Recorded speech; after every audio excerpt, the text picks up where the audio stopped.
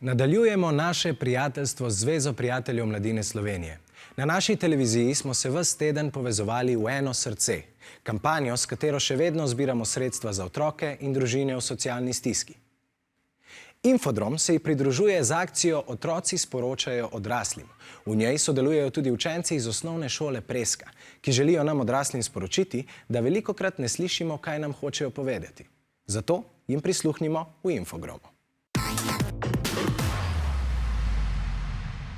Moje sporočilo odraslim je, da so tudi oni odvisni od multimedije. Predstavljajte si odrasli en teden živeti brez telefonov, računalnikov, interneta, pa da vidimo, kako bi vam šlo. Napisala sem, razumemo vas. Če bi oni vedeli, da pač mi jih razumemo, bi jim bilo tudi mogoče njim lažje, ker bi se oni kdaj obrnili na nas za kakšne težave. Držite z nami, skupaj gradimo boljšo Slovenijo. Jaz bi res rad, da naši starši se ne derijo na nas, niso preveč jezni na nas za vsako najmanjšo malenkost. To medgeneracijsko sodelovanje je meni tako nekaj najlepšega. Sprejmite nas take, kot smo. Vsi odrasli in pričakujejo od nas, da bomo bili popolni ljudje, ki bomo sam sedeli za mizo, se učili. Hočemo imeti tudi življenje. Zaupajte nam glede okoljskih sprememb, gospodarstva, pa tudi, da nam ne zaupajo dosti odrasli. V bistvu si tudi mi želimo za nas najboljše in da takrat, ko naredimo napake, da oni mislijo, da se mi tega sploh ne zavedamo. Da te ne bi tako dolgo sekirali, ker se že sam sekiraš s tem in pa še dodaten pritisk s tem naredijo.